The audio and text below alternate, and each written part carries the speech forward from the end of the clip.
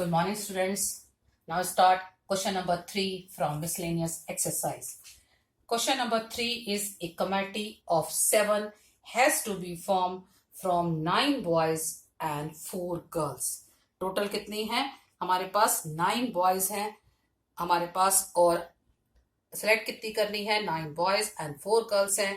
हमें जो कमेटी बनानी है वो 7 की बनानी है, लेकिन साथ ही साथ उसने कंडीशन दे रखी है, in how many ways can this be done when the committee consist of exactly 3 girls.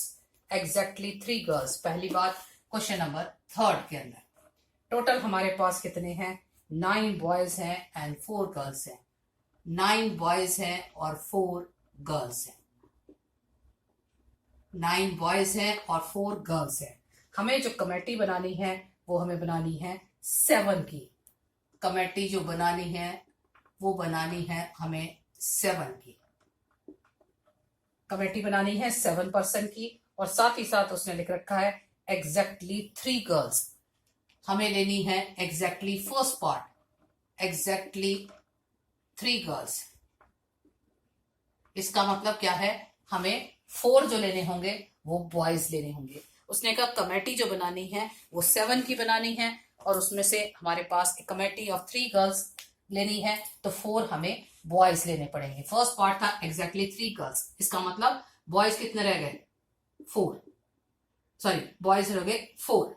Total हमें कमेटी बनानी थी 7 की. अब हमारे पास कितनी गर्ल्स हैं? 4. 4 में से 3 सेलेक्ट करनी है, 9 में से 4 सेलेक्ट करने हैं. तो हमारे पास कितने हो गए रिक्वायर्ड वेज? दोनों के लिखेंगे, गर्ल्स के भी और बॉयज के भी, दोनों सेलेक्ट करने हैं, इसलिए मल्टीप्लाई में रिक्वायर्ड वेज. Total girls 4. 4 में से सेलेक्ट कितनी करनी? 3. Total boys 9. 9 में से सेलेक्ट कितने करने हैं? 4. 9C 4. कैलकुलेट आप कर लेना, और इसका आंसर आता है 504. Now second part. इसने एग्जैक्टली लिखा था. एग्जैक्टली का मतलब हमें सिर्फ 3 ही गर्ल्स लेनी है, ये फिक्स है. उसे ना 3 से कम लेनी है ना 3 से ज्यादा. जैसे अगला पार्ट है एटलीस्ट 3 गर्ल्स. नेक्स्ट पार्ट है एटलीस्ट 3 गर्ल्स. एटलीस्ट का मतलब होता है कम से कम. कम से कम 3 गर्ल्स, और ज्यादा से ज्यादा कितनी? जितनी आपके पास है. ज्यादा से ज्यादा कितनी? जितनी आपके पास है. तो 2 ही तरीके हो सकते हैं, 2 ही टाइप हो सकती है कि आप 3 गर्ल्स लो. कमेटी अब भी 7 की बनानी है, लेकिन उसने कहा कम से कम 3 गर्ल्स होनी चाहिए. तो ज्यादा से ज्यादा हम कितनी ले सकते हैं? जितनी हमारे पास है. तो फर्स्ट टाइप पे क्या होगा? अगर टाइप चेक किया जाए, फर्स्ट टाइप में यह है कि हम 3 गर्ल्स ले ले, तो हमें क्या लिखना होगा? 4 बॉयज.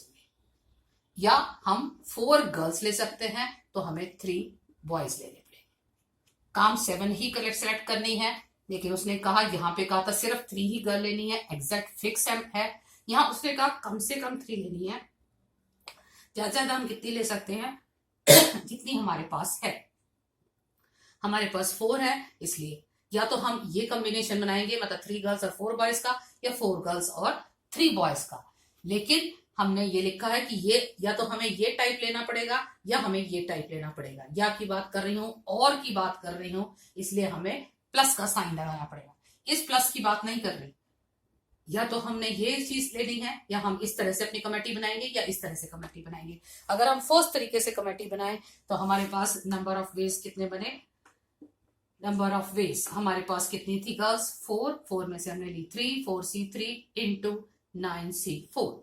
या तो हमने फर्स्ट टाइप लिया, या हम सेकेंड टाइप लेंगे. सेकेंड टाइप में क्या होगा? 4C4 into 9C3. एटलीस्ट का मतलब कम से कम जितनी आपके पास है, और एटमोस्ट का मतलब ज्यादा से ज्यादा उतना, मिनिमम 0. तो आंसर आता है 504 plus 84. This is equal to 588. इसी का थर्ड पार्ट और है. थर्ड पार्ट कहता है कि थर्ड पार्ट के अंदर क्वेश्चन है एटमोस्ट 3 गर्ल्स.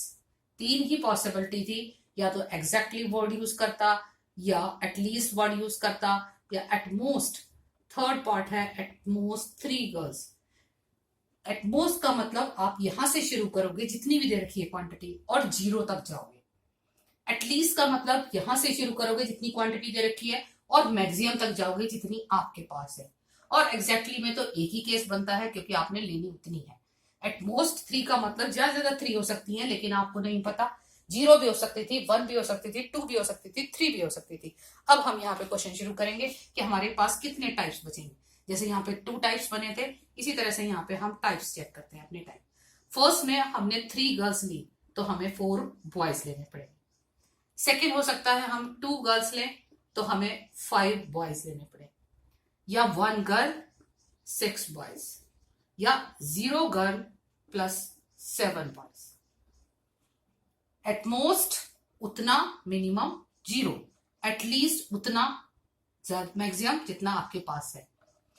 चारों में से कोई भी एक चीज हो सकती थी, या तो कमेटी बनेगी 3 गर्ल्स 4 बॉयज की, या 2 गर्ल्स 5 बॉयज की, या हमारे पास 1 गर्ल 6 बॉयज की, या 0 गर्ल प्लस 7 बॉयज की। अब हम इनके कॉम्बिनेशन लगा देते हैं। फर्स्ट चीज सॉल्व करी तो ये कितना आ जाएगा, इन चारों में से एक ही पॉसिबल होगा।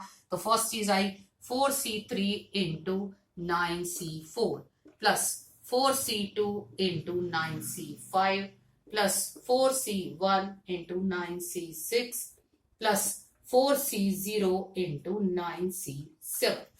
हम कैलकुलेट करेंगे। कैलकुलेट करने के बाद इसका आंसर आता है 1632। इन चीजों में ख्याल करना, एग्जैक्टली नहीं दे रखा तो आपने क्या करना है, एटलीस्ट दे रखा है, एटमोस्ट दे रखा है, क्या कर रखा है। क्वेश्चन 4 हमने नहीं करना। Question number 5, how many 6 digit number can be form from the digit 0, 1, 3, 5, 7, 9 which are divisible by 10 and no digit is repeated। आपने क्या करनी है, एक 6 डिजिट, क्वेश्चन नंबर 5, 4th हमने नहीं करना। 6 डिजिट का नंबर बनाना है। डिजिट हमारे पास है 0, 1, 3, 5, 7 एंड 9। क्वेश्चन है 6 डिजिट का क्वेश्चन बनाना है। डिजिट जो जितनी भी बनेगी 6 डिजिट नंबर 10 से डिविजिबल होना चाहिए। No digit is repeated. 6 digit का ये हुआ 1, 2, 3, 4, 5 एंड 6। 6 डिजिट का है, कंडीशन सिर्फ ये दे रखी है कि डिविजिबल बाय 10 होना चाहिए। 10 की डिविजिबिलिटी क्या कहती है, लास्ट प्लेस पे आपके पास 0 होना चाहिए। जैसे कि 100 हो, 10 हो, जो कुछ भी हो, 50 हो, 20 हो, लास्ट प्लेस जो है, ये जो यूनिट प्लेस है, उस यूनिट प्लेस पे आपके पास 0 होना चाहिए। तो जो यूनिट प्लेस है उसको हम कितने वे से फिल कर सकते हैं, 1 वे से, क्योंकि यूनिट प्लेस पे आप सिर्फ 0 ही लिख सकते हो, 0 के अलावा कुछ नहीं लिख सकते। अब उसने का डिजिट रिपीट नहीं करनी, इसका मतलब कितने प्लेस रह गए आपके पास, 5, और 5 ही आपके पास क्या चीज है, 5 ही आपके पास प्लेस है और 5 ही आपके पास डिजिट है। तो आपका आंसर क्या बनेगा, 5p5। अगर मैं इन सब का चेक करूं तो इन सब को अरेंज करने के लिए क्या होगा, 5p5। 5p5 का मतलब फैक्टोरियल 5 और फैक्टोरियल 5 का मतलब 120। ये हमने फिल किया सिर्फ 1 वे से, क्योंकि उसने कहा था डिविजिबल बाय 10। डिविजिबल बाय 10 का मतलब यूनिट प्लेस पे हमारे पास 0 होना चाहिए, और 0 हमारे पास एक ही था। 1 वे है मतलब 0 है ही एक ही, और बाकी उसने कहा रिपीटेशन नहीं है, इसलिए रिपीटेशन नहीं है तो यहाँ तो हम बिना फॉर्मूले के करें तो 5 इंटू 4 इंटू 3 इंटू 2 इंटू 1, या फिर परमिटेशन लगा दिया। 5p5 5 थे और 5 के 5 हमारे पास लगा दिए, तो 5p5 का मतलब factorial 5, this is equal to 120।